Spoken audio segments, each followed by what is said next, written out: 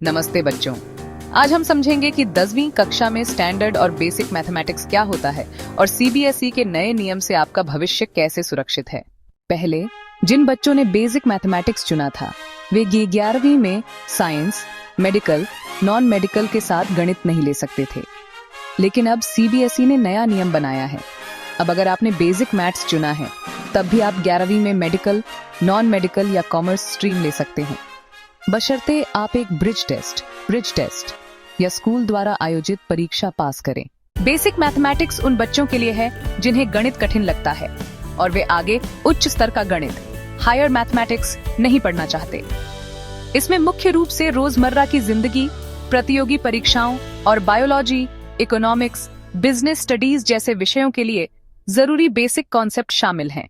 Standard mathematics उन बच्चों के लिए है जो गणित में अच्छे हैं और 11वीं 12वीं में उच्च स्तर का गणित पढ़ना चाहते हैं।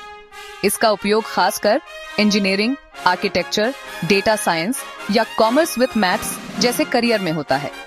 ध्यान रहे, 10वीं में बेसिक और स्टैंडर्ड का सिलेबस एक जैसा होता है, फर्क केवल प्रश्न पत्र के कठिनाई स्तर में होता है। सीबीएसई ने अब बच्चों के लिए लचीलापन, फ्लेक्सिबिलिटी बढ़ा दिया है।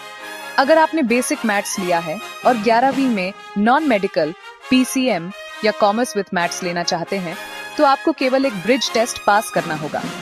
इसी तरह मेडिकल छात्र, बायोलॉजी वाले भी बेसिक मैथ्स के बाद 11वीं में गणित ले सकते हैं। तो बच्चों, अब चुनाव आसान है। अगर आपका सपना है इंजीनियरिंग, आर्किटेक्चर, डेटा साइंस या कॉमर्स विद मैथ्स तो स्टैंडर्ड मैथ्स चुनना बेहतर है। अगर आप मेडिकल, आर्ट्स या कॉमर्स बिना मैथ्स लेना चाहते हैं तो बेसिक मैथ्स भी आपके लिए सही है और जरूरत पड़ने पर आप ब्रिज टेस्ट देकर गणित दोबारा ले सकते हैं। इसलिए घबराने की कोई जरूरत नहीं है। बेसिक और स्टैंडर्ड दोनों ही रास्ते आपके सपनों तक पहुंच सकते हैं। तो बच्चों, याद रखिए, सीबीएसई के नए नियम से आपका भविष्य किसी एक विकल्प तक सीमित नहीं है। चाहे आप डॉक्टर बनना चाहें, इंजीनियर या बिजनेस प्रोफेशनल, बेसिक और स्टैंडर्ड मैथ्स दोनों ही रास्ते खुला रखते हैं। बस मेहनत और सही दिशा जरूरी है।